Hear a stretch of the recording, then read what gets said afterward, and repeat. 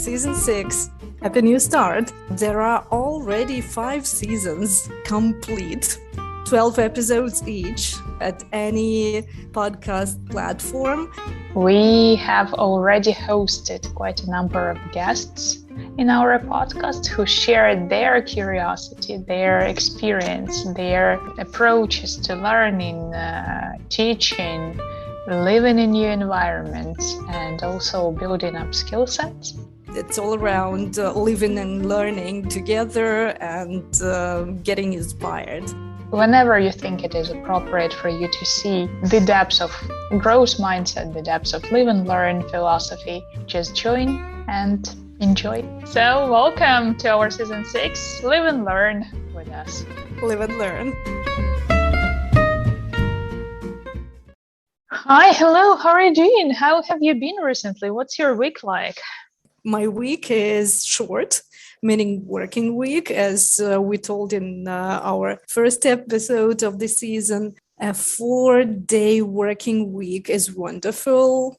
Not only is the rest of the week relaxing, but also all the time is fulfilling, encouraging, intense, interesting to live, and inspiring to do more during the next 4-day period of time, and then getting the utmost of the relaxation time. I find it working and amazing to live. Wow. I'm here to celebrate your decision to go from 5 years ago, 6 days of work to 5 days of work, and then to now to 4 days a week. So knowing you for, I don't know, how many years already? So many years already. So I've seen you doing your work in a very different schedules, and I'm so inspired by where you're moving and how you're putting yourself in the center of your own professional accessibility. Putting myself in the center of my own scheduling. Do you remember the time, as we've known each other for many, many years now, do you remember the time when I would schedule a Sunday morning lesson and that get outraged because a student would reschedule or cancel or say, oh, I completely forgot we had some other plans for Sunday. Really, didn't you know you would have some other plans for Sunday when you were scheduling?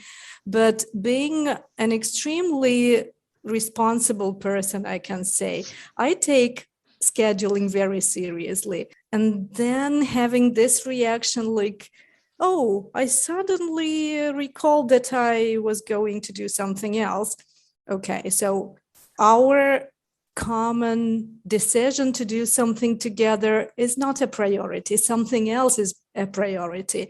And then the question arises, why am I not prioritizing myself in this situation or in such situations? Mm-hmm.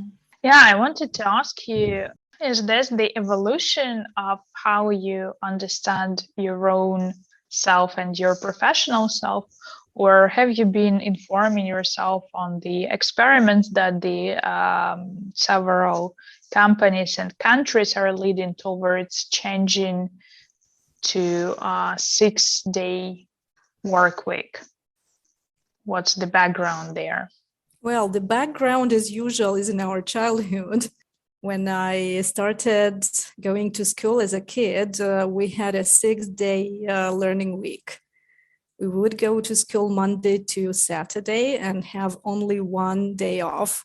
And then I think in the end of elementary school, it all changed and we only had 5 learning days a week, which completely changed the perception of school days and of the weekend. It was a longer weekend. We could do more things. We could, apart from helping around the house, do some hobbies, and we had enough time compared with when we had very little time only on Sunday to do some housework, some homework, and then that's it. Yeah, so it all roots back in childhood experiences. So I could, as a little child, already feel the difference. When I started having longer weekends. It was at about the same time as I saw some experiments on that and articles going out saying, companies, corporations tend to shift. It starts with industrial work. Workers don't get sick so often. So companies are interested in providing better working conditions so that they don't have to pay extra. And using the same terminology, it pays off when workers have better working conditions. Recently there was a World Economic Forum article that published a data analysis, I think, how shorter working days can affect the productivity on a corporate level, but also on a personal level. Yeah, because it's been argued for a while now, right, that the workers who are working really long week, adding even more hours can reduce productivity tremendously. In contrast, when the experiments were running through hundreds of companies, it said that implementing shorter hours does cause the opposite effect. So that means that they are able to recover from the routine, from the fatigue, and to arrive at home to recalibrate their focus, increase energy, do some sports, and so on. So there is like much more life in the hours left out after the work. My question is to you, is it really true that less is really more in this case? What's your experience? Less isn't more. I feel better organized is better. I would put it in these terms. As I'm not involved into production, I can't assess less as more or equal or whatever, because I'm not operating with numbers of how much I could produce, because I don't produce. Yeah, I deliver services. My well-being influences positively on the well-being of my students, of course. And feeling better, feeling not tired, feeling not burnt out for a teacher, I think is essential for better quality of lessons. That's what I'm noticing. A hungry or a tired teacher, as we've said, is not the best condition that a teacher can be in. So I'd better work fewer hours, but have enough time to relax, do sport, listen to music, read another article that could be helpful to a student as well, eat my healthy lunch, and then be 100% there for a student to do intense work together, to be as helpful as I can at the maximum of my capacity. Put in these terms, it is better, not more. I can't assess the quantity, but more in terms of quality time spent with the student, complete 100% presence in the lesson, thinking about the needs of the student, what I can teach them, and not what am I going to cook as soon as this lesson is over, because I'm hungry or because I'm tired.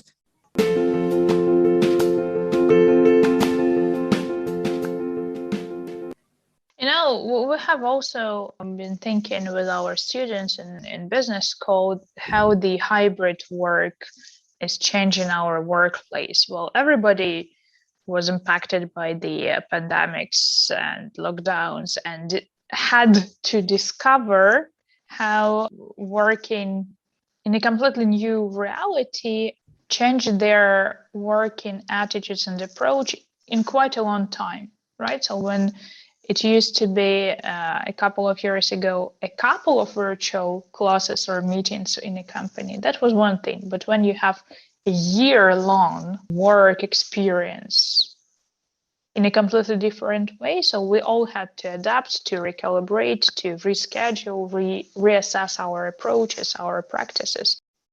So then what changed in this perspective? I think more people recognized the opportunities that making work more efficient is in their own hands, in their own power. Of course, we had the huge rise of assisting programs, applications, and so on in technology that is there to assist, and the huge boom of how people are getting there, the trainings, webinars, and so on. So we had a huge amount of training ourselves how to cope with this emergency teaching, emergency working online, and so on.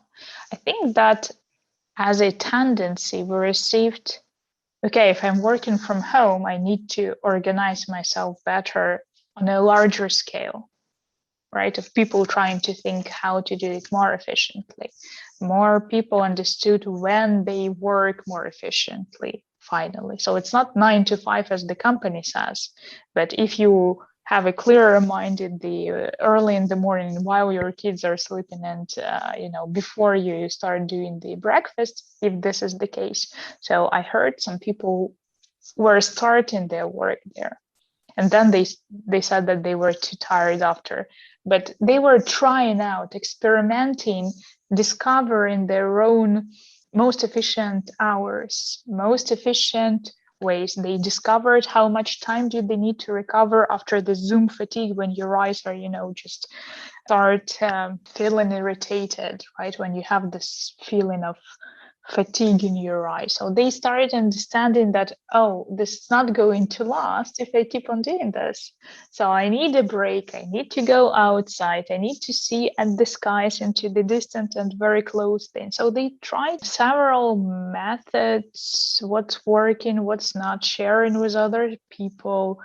I think this pandemic created a revolutionary change to hybrid work, just as internet, the appearance of internet brought us into the opportunity to have the online, or rather digital revolution. And just as the invention of revolution brought us to the industrial revolution itself. So it's not like a very slow evolution how we bring up. No, there was a huge rapid disruption. As a society, we had to adapt to stay resilient. I would have a next question to you, just like, do you think that working online so hard, so much as we did, provoked your decision to start the semester this way? I wouldn't say I worked harder online than I did before. Did it change your perspective that this could be a new normal to you? Did it bring you eventually to work in less hours? No, it's not the case with me, I believe, because I started working online long before we all had to move online. So anyway, most of my lessons were online, and nothing much changed for me. Anyway, I believe for many people it could be like that, suddenly starting to work online instead of communicating with people live in the office or in the classroom, whatever their job is, could bring to changes. For me, it was not the case, but I think I'm just getting older. Very simple thing. I'm just getting older. As we grow older, we tend to change our lifestyles. We get tired with age. We get tired more quickly. It's a very simple thing. If you remember how your day could look like when you were 18, 20 years old, it's much more different when you're 30. It is much more different when a person is 40 and older, and so on. Here, the key to understanding what is best for you, I believe, and I think we share this view, is know thyself, as we repeat from time to time, because it's really about being close to your own needs. If you think you need to have an afternoon nap, just be aware of it and organize your day, keeping in mind that you might not be as active in the evening as you could be if you had that afternoon nap. That's true for me. Now, not so much. But when I wake up earlier in the morning, I cannot go on throughout the day with the equal level of energy. I'm aware of that. That's why if I wake up really early, I would plan for that afternoon nap.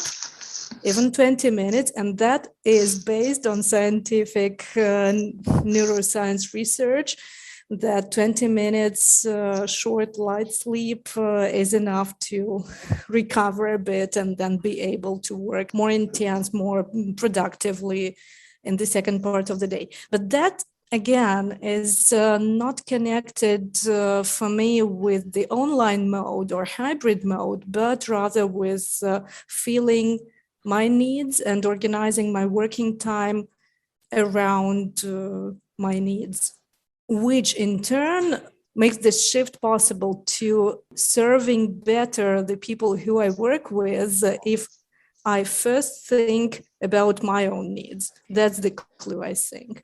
And that makes you another trendsetter, because more and more professional reports on the way we learn, the way we work, on learning and development, on the future of the work, hybrid workplaces, they bring up this necessity to formulate that the human-centered leadership, the human-centered workplace, the human-centered work is becoming the biggest trend, and something that should change from business-oriented perspectives to the human-centered leadership. So, for example, if you think of such huge players on the market like Person Academy, who published couple of months ago, I think, human-centered leadership report, or Gartner, who formulates the same things. So they keep on trying to formulate that office-centric work is not the paradigm any longer. And specifically after the pandemic, so more companies have seen that their efficiency and productivity as a company can still rise, and in some industries does rise, and trying to formulate that the work design for a company is now leaning towards this human-centric behaviors when we create our work schedule, meetings, approach to work in a more agile, in a more intentionally empathy-based ideas, approaches, implementations. I think this is beautiful how you're a trendsetter in so many ways. I'm just human, and I think it's a privilege to know that you're human, to remain human, and being human to bring more. Live and learn. Live and learn.